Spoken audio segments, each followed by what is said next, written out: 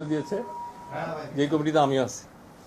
এই জন্য আপনাদের মাধ্যমে আমি সব শ্রেণীর সরকারি কর্মকর্তা কর্মচারী যারা আছে তাদের জন্য একটা বার্তা অথবা সুখবর দিতে চাই যে যেহেতু পে কমিশন একটা করা দীর্ঘ সময়ের ব্যাপার, ইন্টারিম টাইমে একটা মহার্ঘ ভাতা কমিটি করেছে যেখানে আমি আছি।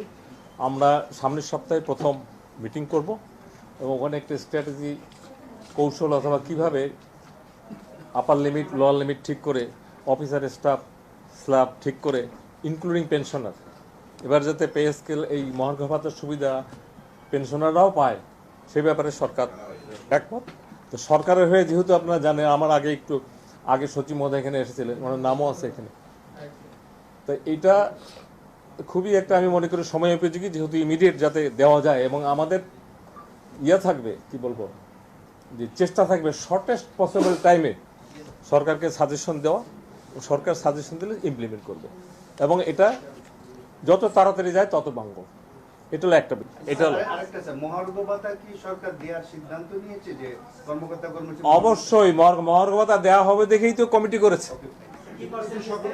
সেটাই কমিটি সাজেস্ট করবো। সময় হ্যাঁ কমিটির একটা পার্সেন্টেজ না, আমি বলি যেমন আমরা এই সাজেস্ট করেছিলাম 37 আর 35, শেষ পর্যন্ত হয়েছে 32। ঠিক এরকম আমরা আপার লিমিট আর লোয়ার লিমিট একটা দিব, কিন্তু দেয়া হবে, অবশ্যই দেওয়া হবে। 2 নম্বর হলো এখানে একটা ব্যাপার আছে, আপনারা জানেন অফিসারের স্কেল আর স্টাফের স্কেল সেম না। এই মহার্ঘ ভাতাতে হয়তো এমন হইতে পারে যে স্টাফদের হয়তো একটু বেশি থাকতে পারে, তার চেয়ে একটু মানে এটা একটা বিষয় থাকতে পারে।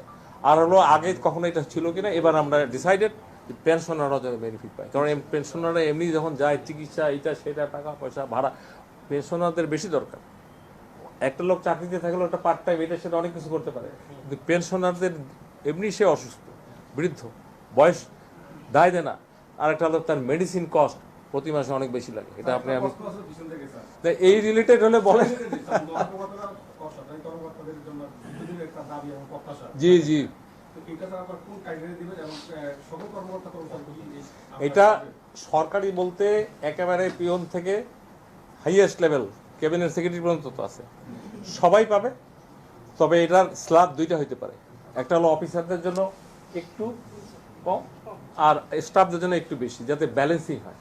আর একটা হলো পেনশনারদের জন্য পায়। এই কমিটি কতদিন কাজ করবে?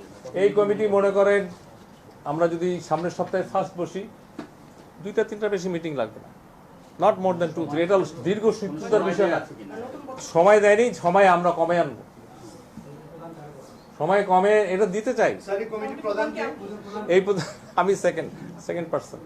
এই কমিটির প্রধান হলো আমাদের মাননীয় প্রধান উপদেষ্টার কার্যালয়ের মুখ্য সচিব, আমি আছি, অর্থ সচিব আছে, লেজিসলেটিভ সচিব আছে। এটা ফর্মুলা, এগুলো ফর্মুলাই চলে। আমার মনে হয় আমরা এটা নিয়ে একটা আজকে অনেক খবরের মধ্যে একটা ভালো খবর।